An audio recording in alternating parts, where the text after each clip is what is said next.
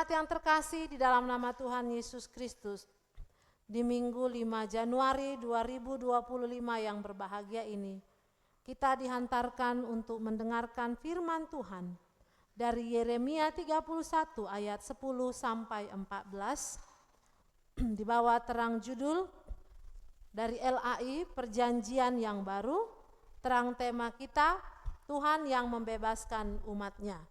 Mari kita buka Yeremia 31 ayat 10 sampai 14. Kita nyanyikan, kita bacakan secara bergantian. Demikianlah firman Tuhan. Dengarlah firman Tuhan, hai bangsa-bangsa, beritahukanlah di tanah-tanah pesisir yang jauh. Katakanlah, Dia yang telah menyerakkan Israel akan mengumpulkannya kembali dan menjaganya seperti gembala terhadap kawanan dombanya. Sebab Tuhan telah membebaskan Yakub, telah menebusnya dari tangan orang yang lebih kuat daripadanya. Mereka akan datang bersorak-sorak di atas bukit Sion. Muka mereka akan berseri-seri karena kebaikan Tuhan, karena gandum, anggur, dan minyak, karena anak-anak kambing domba dan lembu. Hidup mereka akan seperti taman yang diairi. Mereka tidak akan merana lagi. Pada waktu itu, anak dara akan bersukaria menari-nari bersama orang-orang muda dan orang-orang tua. Aku akan mengubah duka cita mereka menjadi sukacita, akan menghibur dan membuat mereka gembira lepas dari kedukaan mereka. Aku akan memuaskan para imam dengan kelimpahan, dan umatku akan kenyang dengan kebaikanku. Demikianlah firman Tuhan. Sampai demikian pembacaan firman Tuhan. Shalom. Karena masih suasana tahun baru, saya mengucapkan untuk kita selamat tahun baru. Jemaat Tuhan, kalau kita memasuki suatu momen yang baru, tentu ada harapan-harapan, ada doa-doa yang terus kita panjatkan lebih kuat, ya. Lebih kuat karena kita mau memasuki 1 tahun penuh ini. Tentu di awal start, mau memulai startnya itu, jemaat Tuhan itu pasti ya doanya lebih kuat lagi kepada Tuhan, meminta pertolongan, berkat, pemeliharaan, dan lain-lainnya yang baik. Begitu kan? Tentu ya, adakah tahun ini di awal doanya itu meminta sesuatu yang buruk untuk hidupnya? Tidak ada. Untuk hidup orang lain? Puji Tuhan ya. Karena banyak kita suka minta yang baik-baik untuk kita, tapi untuk orang lain agak berat juga ya. Nah, tetapi kita umat Allah harus mendoakan yang terbaik ya. Kalaupun kita tidak bisa mengingat orang lain dalam doa kita untuk mendoakannya, setidaknya jangan mengingat dia untuk membuat apa? Meminta celaka dalam hidupnya.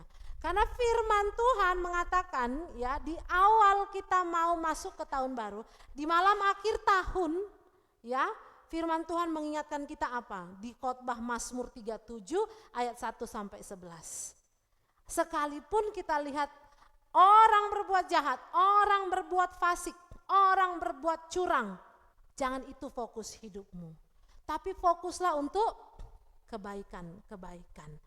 Sekalipun yang lain, yang kanan, yang kiri sepertinya seolah-olah terberkati hidupnya di dalam melakukan hal yang curang, tapi jangan karena kesannya dia terberkati karena kecurangannya, engkau jadi punya niat untuk juga melakukan hal yang curang.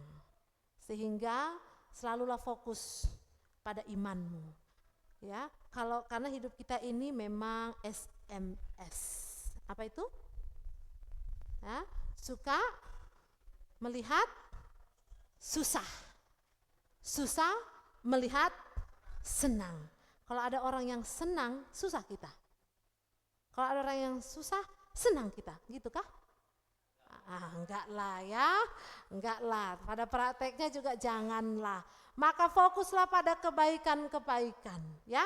Mau orang susah, mau orang senang ya, kita harus tetap berpegang, berpijak pada firman Tuhan.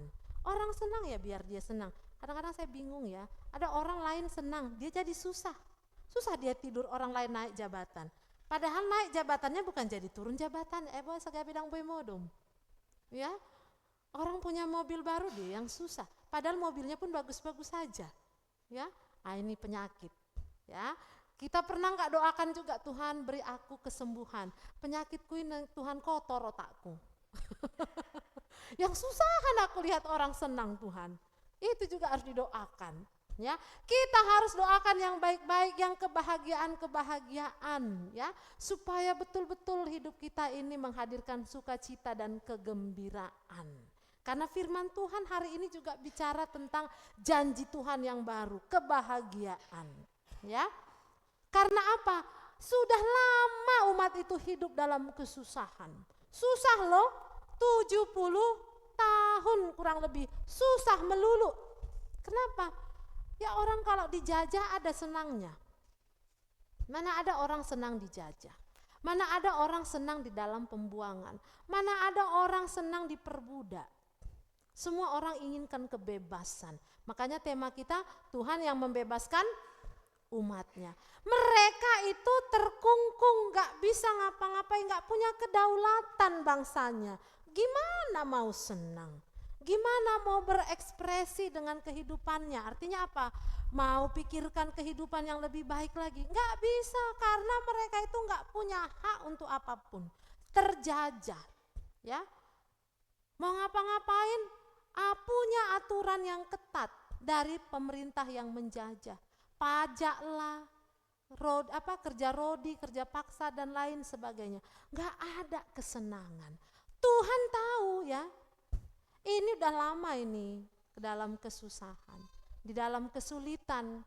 Tapi kalau kita baca firman Tuhan ini betul-betul nendang dan harus kita refleksikan. Ayat 10 kita belajar ya.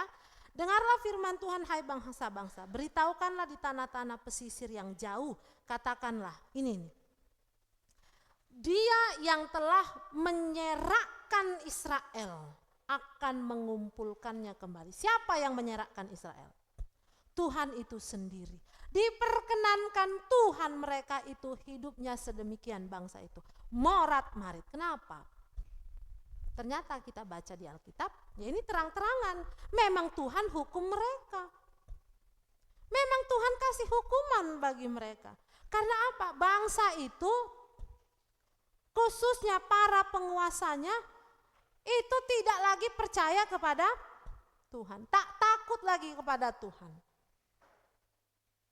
Sehingga ketika mereka mengalami yang namanya pergolakan, pertahanan, yang mereka mintai tolong itu bukan kepada Tuhan, bukan berseru, bukan berdoa kepada Tuhan. Kepada siapa mereka meminta tolong? Bangsa lain yang tidak mengenal Tuhan.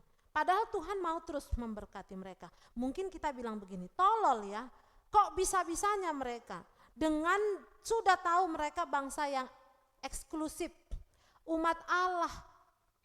Kalau minta pertolongan, Tuhan pasti tolong. Kok bisa-bisanya mereka meminta tolong kepada orang atau bangsa lain yang Tuhan tidak berkenan? Saya juga dulu begitu memikirkannya. Cuma sesudah memasuki perjalanan hidup, saya lebih mengerti.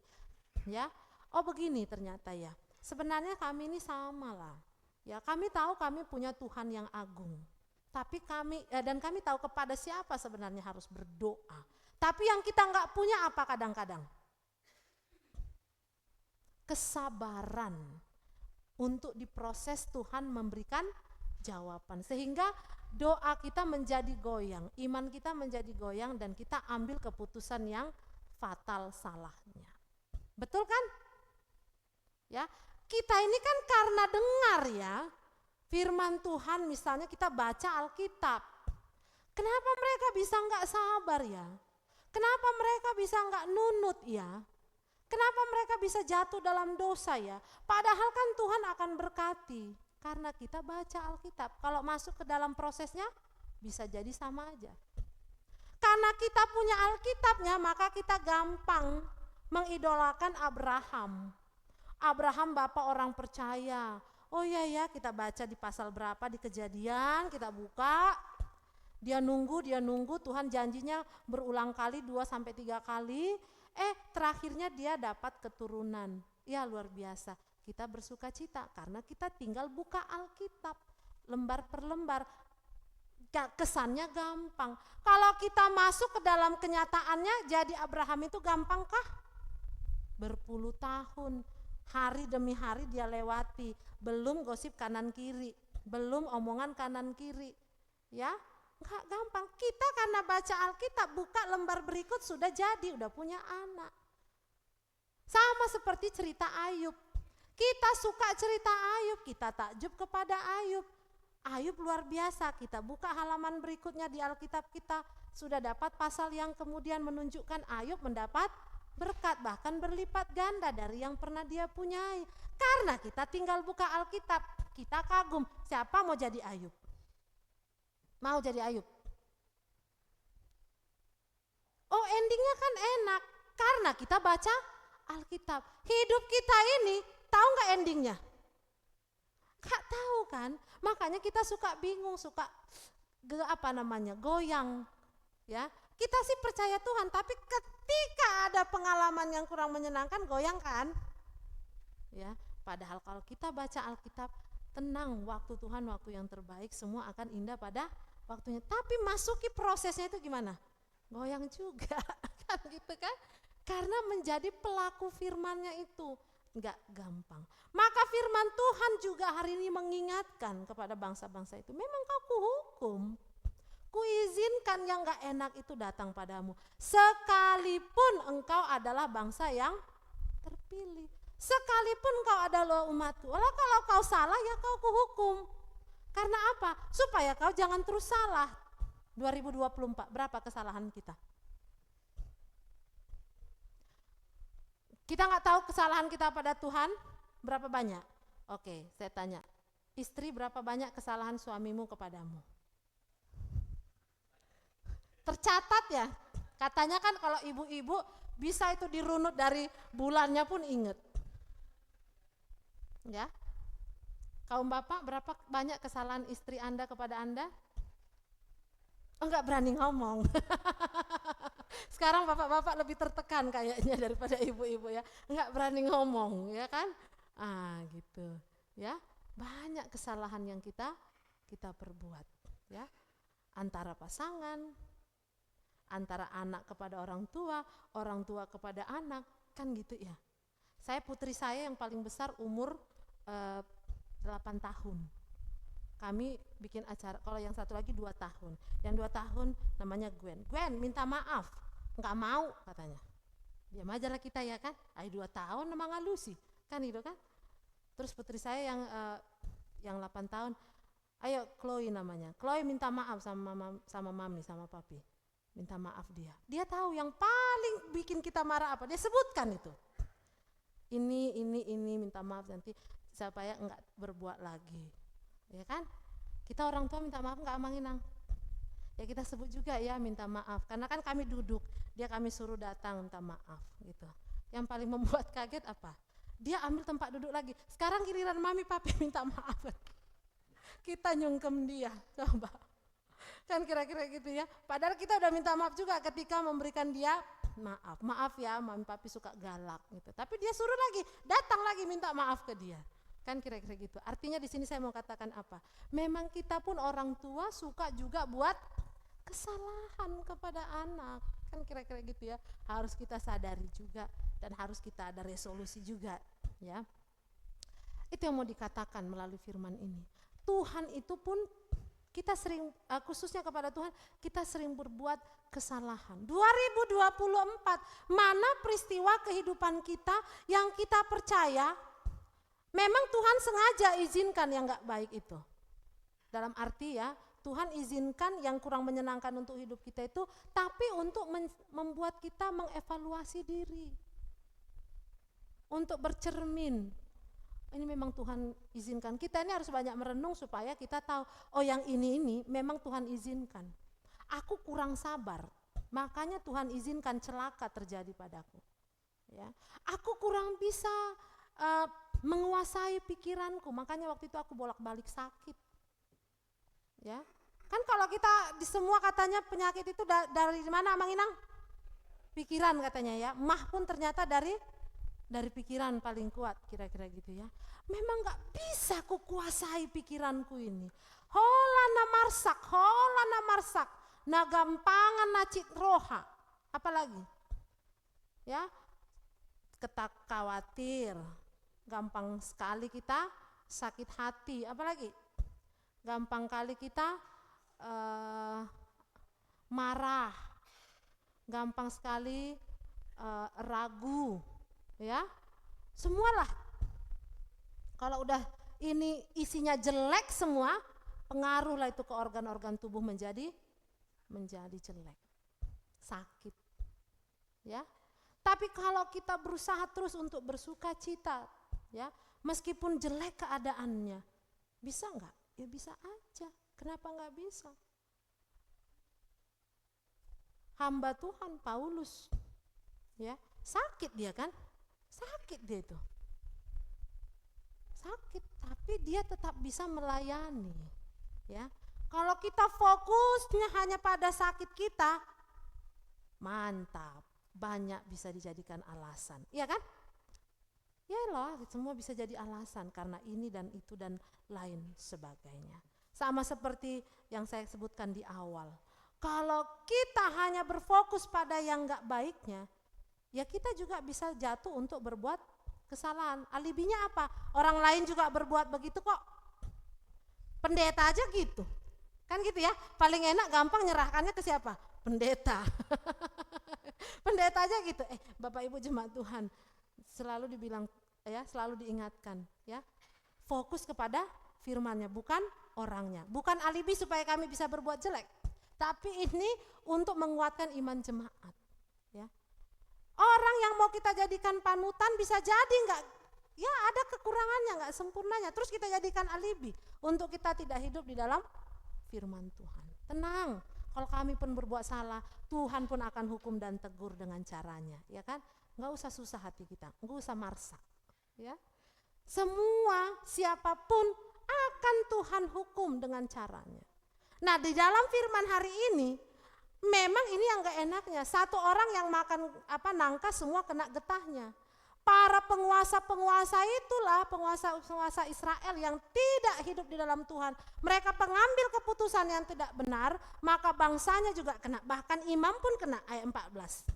Aku akan memuaskan para imam dengan kelimpahan, dan umatku akan kenyang dengan kebaikanku. Demikianlah firman Tuhan. Artinya apa? Mau umat Tuhan di ayat yang ke-11 sampai 13 itu kan bicara tentang umat Tuhan. Mau di ayat 14 imam pun Tuhan bicarakan. Sama-sama ini menderita kekurangan mereka ini. Gara-gara orang-orang yang punya kuasa dan jabatan itu tidak melakukan firman Tuhan. Sama kena hukuman, sama-sama mereka menjadi orang bangsa Israel yang kena hukuman. Orang yang menderita, kan gitu ya. Jemaat yang terkasih, ini kita juga mengalami kurang menyenangkan ya. Kita doakan terus bangsa kita ini. Banyak orang-orang yang ya begitulah, ya, yang tidak takut lagi kepada Tuhan. Bahkan dalam kehidupan kuasanya juga, ya betul-betul nggak takut lagi sama Tuhan.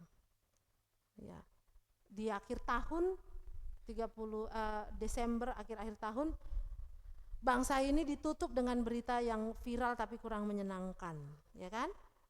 Apa itu? Banyak yang viral, tapi yang paling tentang hukuman 6,5 tahun dengan korupsi yang besar, kan gitu ya? Ditutup dengan itu, berita yang paling viral, yang mana banyak kemudian orang buat video-video sindiran. Ya kalau cuman segitunya hukumannya, aku pun maulah di penjara, tolonglah Pak Hakim penjara aku, katanya kan. Ada lagi video yang menertawakan bapaknya mau di penjara, anaknya nangis, kalau gitu nanti kita jadi miskin. Terus bapaknya dengan orang-orang yang menahannya ketawa-ketawa, ya nggak tahu dia bentar lagi juga aku keluar gitu ya. Cukup memprihatinkan. Sehingga banyak meme-meme, video-video sindiran yang menyatakan lebih baik kita korupsi daripada kita cari uang halal. Karena kalau kita korupsi, sebentar aja kita keluar dari penjara, kita udah kaya raya. Kan kira-kira gitu kan? Sebentar lagi, karena negeri kita ini kan luar biasa pemaaf. Sebentar nanti dia podcast sana sini udah pakai atribut agamawi, sumbang sana sini udah jadi orang baik lagi. Benar nggak? Saya waktu menonton itu gerem sebenarnya, gemes. Tapi tidak ada yang kebetulan. 31 Desember khotbah kita, Mazmur 37 ayat 1 sampai 11. Jangan cemburu, ya. Jadi firman Tuhan bagi saya menangkis, penutup khotbah itu menangkis yang ada, yang sudah menyebar. Lebih baik melakukan curanglah. Karena itu terberkati kok kesannya gitu kan. Tapi firman Tuhan di tanggal 31 Desember menutup, mengatakan, jangan engkau cemburu kepada orang-orang fasik yang seolah-olah hidupnya terberkati. Jalanlah dengan imanmu, fokuslah dengan imanmu. Sekalipun kesannya dia lebih menikmati hidup daripada engkau, lebih kesannya dia lebih terberkati daripada engkau. Jangan jadikan itu menjadi barometer untuk kehidupanmu. Ya ini kan kita kayak terombang-ambing. Karena memang akhirnya semua terdampak.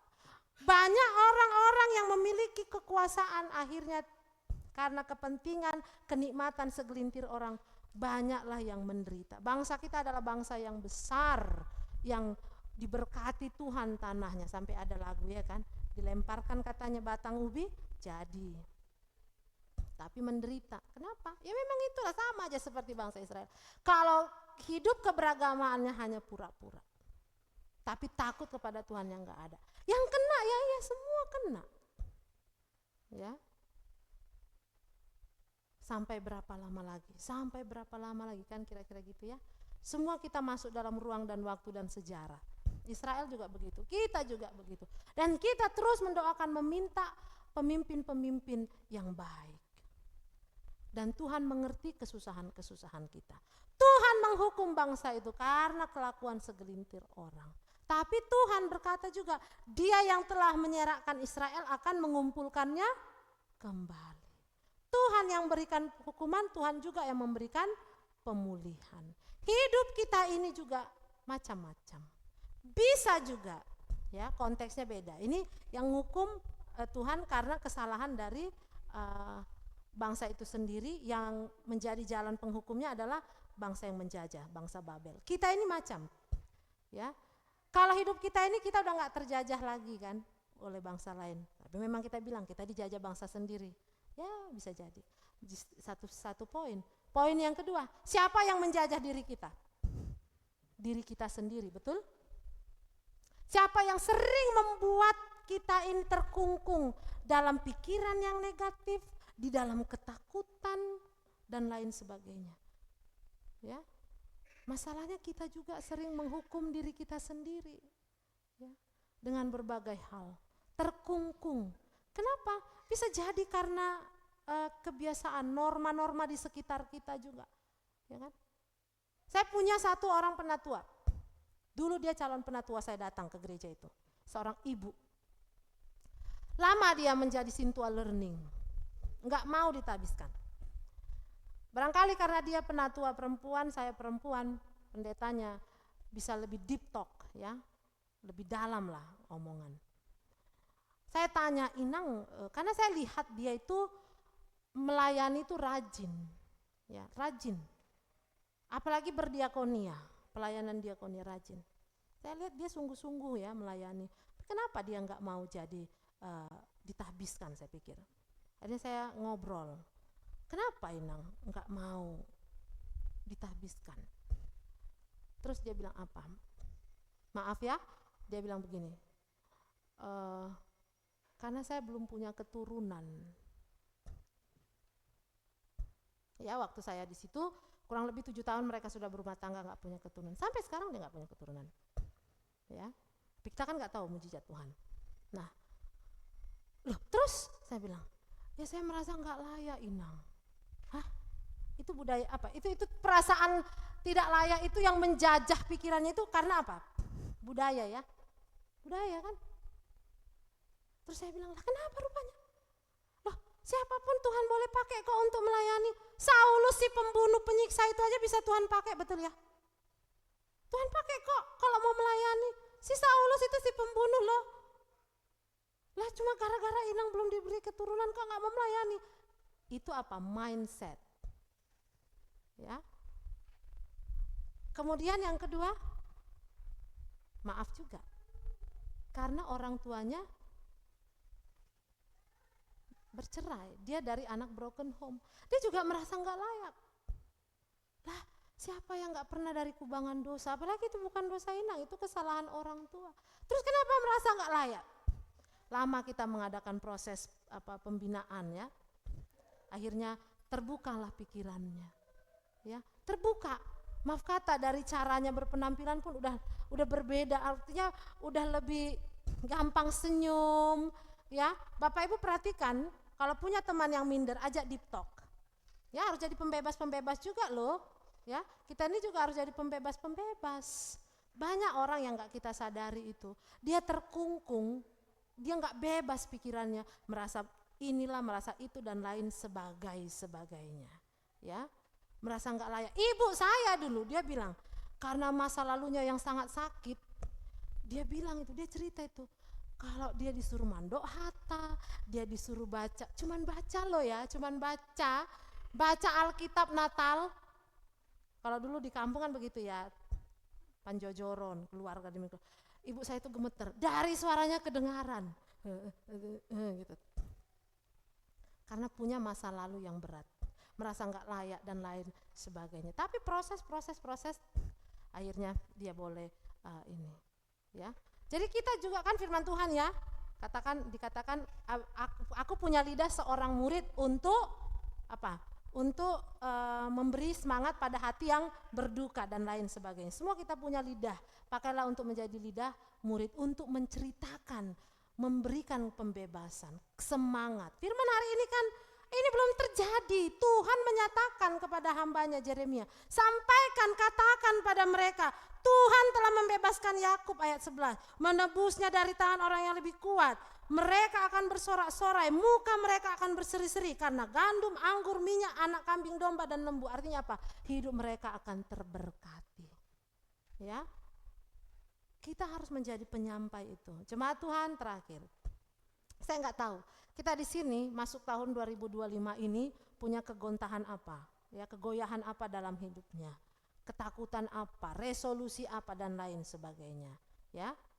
Kalau 2024 punya resolusi apa? Ya, masuk ke tahun 2025. Kan gitu. Biasanya kalau ibu-ibu udah resolusi 2024 ke 2025 udah turun timbangan. Ya. Biasanya suka begitu ya, nggak terwujud. Tapi barangkali resolusi kita tuh punya lebih besar lagi. Ya. Firman Tuhan hari ini mengatakan kepada kita ini berita bahagia, bahwa Tuhan akan memberkati. Itu harus kita imani. Tapi di dalam proses waktunya minta lagi kekuatan daripada Tuhan. Bangsa ini juga Tuhan berikan janji, tapi mereka harus nunggu, ya, dan harus bertahan dengan imannya. Pasti itu diberikan. Kita juga, semua kita, Tuhan mau berkati. Amin. Amin lah. Semua kita ini mau diberkati oleh Tuhan. Tapi ingat, tetaplah di dalam keteguhan iman. Maka saya suka juga kalau orang masih mengingat doanya, dalam doanya, Tuhan, kita minta maaf, ampunilah dosa kami, supaya tidak terhalang berkat yang ingin Kau berikan kepada kami. Umat Allah ini mau diberkati luar biasa, jahat. Kena hukumlah 70 tahun. Mari kita semakin lagi datang ke hadapan Tuhan. Yang punya usaha dalam titik terendah, kiranya Tuhan berkati supaya usahanya semakin baik. Yang punya kesehatan juga bergumul dengan kesehatannya, kita minta terus kepada Tuhan. Tuhan beri hikmat supaya bisa menguasai diri dan Tuhan berikan jalan kesembuhan. Yang belum punya keturunan juga kita minta kepada Tuhan. Tuhan berkati supaya juga memperoleh keturunan. Yang belum memiliki pasangan hidup, Tuhan berikan, tunjukkan pasangan hidup yang berkualitas, yang membawa kita ke dalam kebahagiaan. Dan mimpi dan doa dan harapan yang lain, Tuhan mau janjikan memberikan kita semua yang baik itu. Kita imani itu? Amin. Kita berdoa. Kami bersyukur buat firman Tuhan yang memberikan kami pengharapan. Kami percaya Tuhan memberikan kami yang terbaik. Tapi kadang kami tidak sabar dengan proses yang Tuhan mau sampaikan kepada kami. Ajari kami Tuhan untuk mampu berproses sehingga di dalam iman kami dimenangkan dan kami benar-benar melihat karya Tuhan bahwa semuanya indah sesuai dengan waktu Tuhan. Semua orang yang bergumul kami percaya semua pergumulan itu dibawakan di dalam Tuhan. Apapun pergumulan ekonomi, kesehatan, pasangan hidup, pekerjaan, usaha yang dirintis maupun yang sedang berjalan dan lain segalanya Tuhan.